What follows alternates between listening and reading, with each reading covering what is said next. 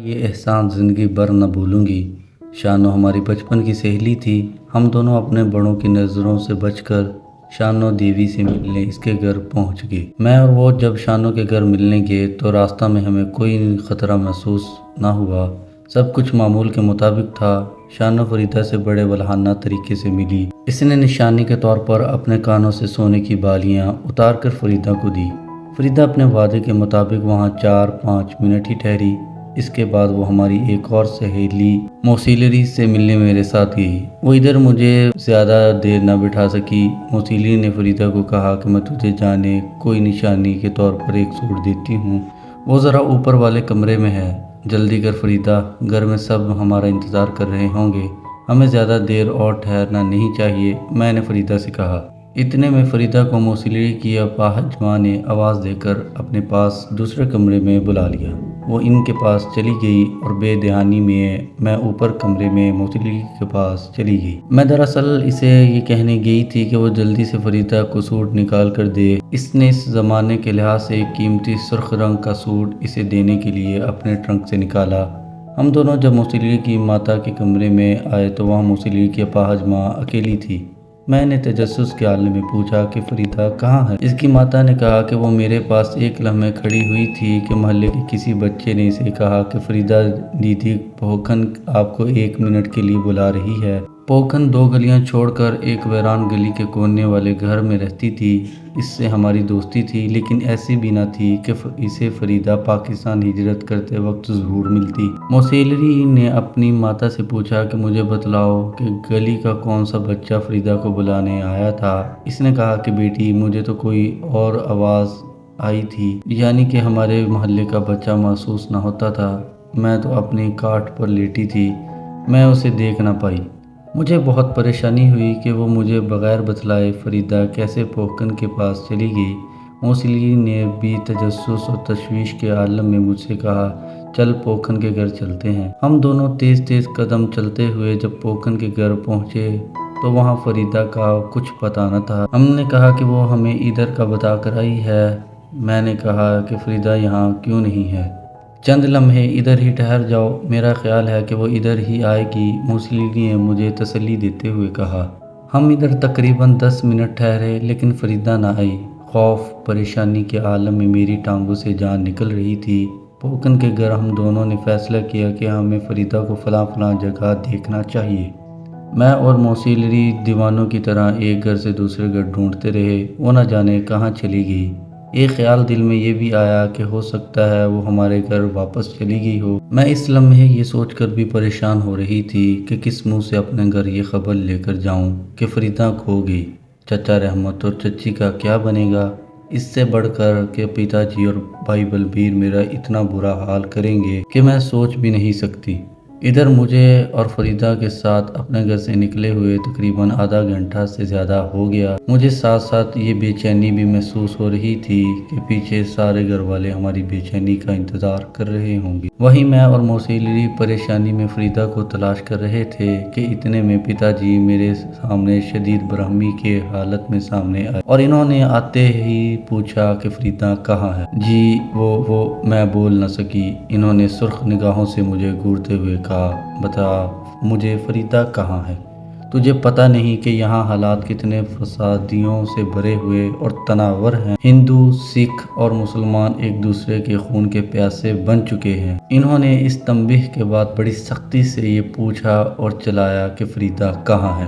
جی وہ جی کیا کر رہی ہو؟ جی بتاتی کیوں نہیں ہو کہ فریدہ کہاں ہے؟ مجھے پتا جی کے یہ الفاظ بالکل کسی پرچے کی مانند لگ رہے تھے۔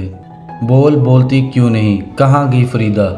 میں یکدم پھوٹ کر رونے لگی۔ فریدہ ہوتی تو میں انہیں کچھ جواب دیتی۔ موسیلری نے منہ بسورتے ہوئے کہا چچا جی فریدہ کا کچھ پتہ نہیں چل رہا، وہ کہاں گئی؟ کیا کہا؟ انہوں نے اپنا دل پکڑ لیا۔ دیکھو میری رحمت سے برسوں پرانی دوستی اور اس کے ساتھ خوشگوار پر اعتماد رشتہ ناتا ہے، رب کے واسطے کلنک کا ٹیکا نہ لگانا، جاؤ اسے ڈھونڈو، وہ کوئی ہوائی مخلوق تو نہ تھی جو ہوا میں پراسرار طریقے سے اڑ گئی۔ فریدہ کی یوں پراسرار انداز میں گمشدگی کی خبر پورے محلہ میں پھیل گئی۔ اڑوس پڑوس کے لوگ اپنے اپنے گھروں سے نکل کر مجھ سے اور موسیلی سے فریدہ کی گمشدگی کے بارے میں سوالات کرنے لگے۔ میں یقین سے کہہ سکتا ہوں اسے لازماً رنبیر اپنے گنڈوں کی مدد سے اڑا لے گیا ہوگا۔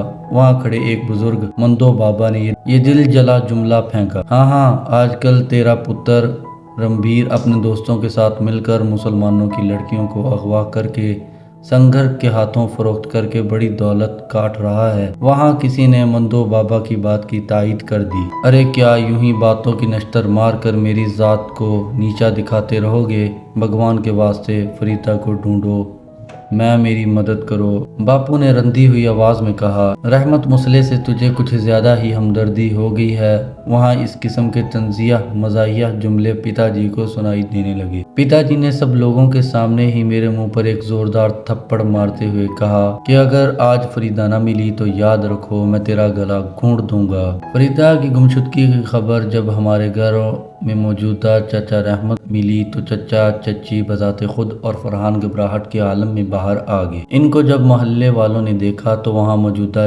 چند فسادی لڑکوں نے فرحان کو پکڑ کر مارنا پیٹنا شروع کر دیا۔ ان کے ساتھ ہندو سکھ بزرگ انہیں ایسا کرنے سے منع کر رہے تھے۔ چچا رحمت نے خاندان کو پتا جی سے کہا کہ وہ ان کے گھر میں بیٹھیں، جبکہ فرحان جسے ہندو سکھ فسادی نوجوانوں نے پکڑا ہوا تھا اسے بمشکل محلے کے بزرگوں نے چھڑوانا چاہا۔ وہ سہما ہوا تھا، جبکہ چچی نے وہاں رو رو کر پورا محلہ سر پر اٹھایا ہوا تھا۔ وہ گھر نہ گئیں۔ وہاں کھڑے پتا جی نے بڑے جذباتی انداز میں ایک بڑا عجیب اعلان کر دیا کہ جو شخص گمشدہ فریدہ کو تلاش کرے گا تو اسے اس کے نام اپنے ایک کھیت رجسٹری کرا دوں گا۔ پاگل ہو گیا ہے؟ لگتا ہے فریدہ کا باپ رحمت نہیں، یہ ہے۔ وہاں ایک شیطان صفت شخص نے باپو جی کا مذاق اڑاتے ہوئے کہا۔ میں موسیلری پوکھن مل کر دوبارہ فریدہ کو ڈھونڈنے لگے۔ وہ تقریباً 1 گھنٹہ تک نہ ملی۔ اتنے میں بلبیر بھی وہاں آ گیا۔ اس نے کہا کہ ٹیمپو والا آ گیا۔ اس نے وہاں فریدہ کے بارے میں سنا تو اس نے بھی 2-4 تھپڑ میرے منہ پر رسید کیے اور کہا کہ وہ کہاں گئی۔ مجھے شک ہے کہ رنبیر اسے اٹھا کر لے گیا ہے، میرے منہ سے نکل گیا۔ اس نے رنبیر کو گالیاں دینا شروع کر دیں۔ یہ آج کل رنبیر نے بڑی لوٹ مار مچا رکھی ہے۔ اس نے مندہ پورہ سے کل ہی 2 لڑکیاں اٹھا کر بیچی ہیں۔ ایک محلے دار نے مزاح لیتے ہوئے کہا۔ کاش رنبیر پیدا ہوتے ہی مر جاتا، بلبیر نے کہا۔ میں نے بڑی مشکل سے ٹیمپو کے ڈرائیور کو اسٹیشن لے جانے کے لیے راضی کیا ہے۔ وہ گلشن کمار کی دکان کے پاس منتظر ہے، کہو تو واپسی کا کہہ دوں۔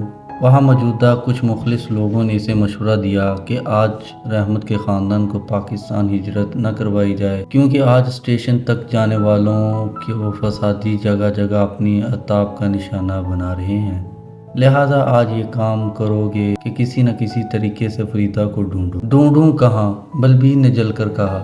اگر اسے ڈھونڈنا ہی ہے تو اسے پہلے رنبیر کو تلاش کرو، اس سے اس مسئلے کا حل مل جائے گا۔ تھوڑی دیر میں رنبیر بھی اپنے فسادی ٹولے کے ساتھ وہاں آ گیا۔ اس نے آتے ہی بڑی پریشانی اور تجسس کے عالم میں کہا کہ میں یہ کیا سن رہا ہوں کہ فریدہ کا پتہ نہیں چل رہا۔ میری بہن فریدہ کہاں ہے؟ وہ کدھر گئی؟ پتا جی نے اس کے سوال پر الٹا ایک زوردار تماچا اس کے گالوں پر رسید کر کے کہا۔ بے غیرت، مجھے تجھ پر قوی شک ہے کہ تو نے اپنے کسی سازش کے تحت موسیلی کے گھر سے کسی بچے کے ذریعے بلا کر اسے اغوا کر لیا۔ رب مجھے موت دے دے، میں گرو جی کی سوگند کھا کر کہتا ہوں کہ میں اپنی منہ بولی بہن فریدہ کو اغوا نہیں کیا۔ رب کے واسطے فریدہ کو واپس کر دو۔ دیکھ، اگر آج وہ نہ ملی تو یاد رکھو میں ادھر ہی دم توڑ دوں گا، باپو نے کہا۔ باپو جی، میں گورو جی کی سوگند کھا کے کہتا ہوں کہ فریدہ میری شوبھا دیدی کی طرح ہے، میں نے اسے بہن کہا ہے اور آپ میری بات کا یقین کریں۔ اس نے بڑے جذباتی انداز سے یہ بات کی، پتا جی کے قدموں میں گرتے ہوئے کہی۔ باپو جی نے اسے سینے سے لگا کر پھوٹ پھوٹ کر روئے۔ میں بھی رنبیر سے چمٹ گئی۔ پتا جی نے اسے کہا، رنبیر، میں تجھے آج اپنا بیٹا تب مانوں جب تو فریدہ کو ڈھونڈ۔ اس نے گلی میں ایک بڑے تھڑے پر بیٹھ کر کہا کہ فریدہ کو اپنے طریقے سے تلاش کر کے رہوں گا۔ اس نے مجھے اپنے پاس بلایا، مجھ سے اور موسیلی سے فریدہ کے بارے میں پوچھا۔ اسے موسیلی نے اپنی ماں کی وہی بات بتلائی کہ فریدہ ہماری اپاہج ماں کے پاس ان سے ملاقات کرنے گئی اور وہاں سے غائب ہوگی۔ بقول میری ماں کے فریدہ کو باہر کوئی بچہ بلانے آیا اور وہ اس کے ساتھ کہا تھا کہ پوکھن باجی تجھے بلا رہی ہیں۔ وہ بچہ انجان سا تھا۔ رنبیر نے کچھ سوچتے ہوئے 2-3 دفعہ ہوں کہا۔ اس نے کہا اپنے سامنے کھڑے ایک بدماش سے سگریٹ مانگی اور اس سے 2-4 گہرے کش لے کر بولا، میں غور کر رہا ہوں کہ وہ بچہ کون ہو سکتا ہے۔ اس نے محلے میں کھڑے لوگوں سے پوچھا کہ کوئی شخص جو اس وقت گلی میں ہو۔ اس نے کسی اجنبی لڑکے کو موسیلی کے گھر سے نکلتے دیکھا۔ اس کے اس سوال پر سب لوگ خاموش رہے۔ اچھا یہ بتلاؤ کہ میں نے سنا ہے کہ فرحان کو اس محلے کے چند لڑکوں نے مارا۔ میرے سامنے ذرا وہ چہرہ تو لاؤ۔ وہاں وہ لڑکے ابھی تک موجود تھے۔ کچھ بزرگوں کی نشاندہی پر انہیں رنبیر کے سامنے پیش کیا۔ رنبیر نے اپنے بدماشوں کے حوالے کرتے ہوئے کہا، ان کی دھلائی کرو۔ ابھی وہاں اس قسم کی باتیں ہو رہی تھی کہ ہمارے قریبی محلہ میں ایک بڑھیا دوبن وہاں گئی اور اس نے بڑی عجب بات کہی کہ اس نے ایک 8 سالہ بچے کو فریدہ کے ساتھ دھوبی گھاٹ سے محلہ گراؤنڈ میں جاتے دیکھا۔ دوبن کی اس بات سے وہاں موجود سب کے درمیان کھلبلی مچ گئی۔ رنبیر نے بجلی کی مانند اٹھتے ہوئے کہا، چلو دھوبی گھاٹ سے محلہ گراؤنڈ میں جا کر صورتحال کا جائزہ لیتے ہیں۔ سب رنبیر کے پیچھے ہو لیے۔ اس دھوبی گھاٹ سے محلہ گراؤنڈ کی صورتحال یہ تھی کہ فسادات کی وجہ سے بالکل ویران تھا۔ ہم جب سارے وہاں پہنچے تو وہاں دور تک اندھیرا پھیلا ہوا۔ اس میدان میں ہم سارے لوگ پھیل گئے۔ رنبیر نے دھوبی گھاٹ کا چپا چپا چھان مارا۔ ایک جگہ ایسا ہوا کہ محلے کے ایک بچے کو فریدہ کی چپلیں ملی اور اس نے قریب اس کی پھٹی ہوئی قمیض کا کپڑا ملا۔ اسے دیکھ کر اس وقت ہمیں یہ ادراک ہو گیا کہ فریدہ کے ساتھ کچھ بہت برا ہو گیا ہے۔ ایک جگہ دھوبی گھاٹ سے بالکل آخر میں نئی آبادیوں کے مکانات شروع ہوتے تھے، وہاں ٹیمپو ٹرک کے نشان دیکھے۔ رنبیر نے اس جگہ کو بطور خاص دیکھنا شروع کر دیا۔ وہ کافی دیر تک اس جگہ کو بار بار اپنے طور پر معائنہ کرتا رہا۔ تھوڑی دیر بعد وہاں ٹائروں کے نشان کے ساتھ ہی ماسٹر بیڑی کا کمپنی کا ایک خالی پیکٹ ملا۔ ابے ماسٹر بیڑی ہمارے جاننے والوں میں سے کون پیتا؟ ٹیمپو ٹرک کے قریب نرم مٹی کو جب مزید غور سے دیکھا تو وہاں ایک قمیض کا ٹوٹا ہوا بٹن بھی ملا۔ جس نے فریدہ کو اٹھایا ہے وہ لازماً ماسٹر بیڑی پیتا ہوگا۔ وہاں موجود ایک آدمی بولا، ذرا ذہن پر زور ڈالو، ہمارے محلے میں کون اس برانڈ کی بیڑی پیتا ہے؟ پتا جی نے کہا کہ اس برانڈ کی بیڑی تو بلبیر پیتا ہے، اس کے علاوہ وہ شفو درزی اس برانڈ کا دھواں نکالتا ہے۔ تھوڑی دیر بعد رنبیر نے بڑے تحمل سے بلبیر کو بلایا۔ بلبیر بڑے اعتماد کے ساتھ اس کے پاس آیا۔ ہاں کیا بات ہے؟ اس نے بدتمیزی سے مجھے اپنے پاس کیوں بلا رہا ہے؟ رنبیر نے اس کی بات کا جواب دیے بغیر اس کی جیب میں ہاتھ ڈالتے ہوئے کہا، سیدھا آرام سے کھڑا رہ۔ اس نے اس کی جیب میں ہاتھ ڈال کر جھٹکے سے ماسٹر برانڈ بیڑی کا پیکٹ نکالا اور پھر بلبیر کے چہرے کی طرف بغور دیکھتے ہوئے پوچھا، یہ تیرے چہرے پر کس کے ناخنوں کے نشان ہیں؟ وہ بلبیر نے لڑکھڑاتی زبان سے کہا، رامپورہ کے پاس بچوں کی لڑائی ہو رہی تھی، وہاں ان کو چھڑاتے ہوئے مجھے شاید کسی کا ناخن لگ گیا ہو، مگر یہ تھانہ داروں کی طرح تو مجھ سے کیسی انکوائری کر رہا ہے؟ بلبیر نے رنبیر کو ڈانٹتے ہوئے کہا۔ ابھی ان دونوں میں یہ نوک ٹوک کا سلسلہ جاری تھا، اتنے میں ایک بچے نے کہا، میں نے بلبیر بھائی کو کافی دیر پہلے اس دھوبی گھاٹ کے سامنے والی بستی سے آتے دیکھا اور ان کے ساتھ گلتنا بابو کا نواسہ سوہنام بھی تھا۔ سوہنام تو بڑا آوارہ قسم کا لڑکا ہے، رنبیر نے دانت پیستے ہوئے کہا اور ایک تھپڑ بلبیر کے منہ پر رسید کرتے ہوئے کہا، تو مجھے آرام سے فریدہ کے بارے میں حقیقت بتلاتا ہے یا میں اپنے طریقے سے سچ اگلواؤں؟ تجھے شرم نہیں آتی؟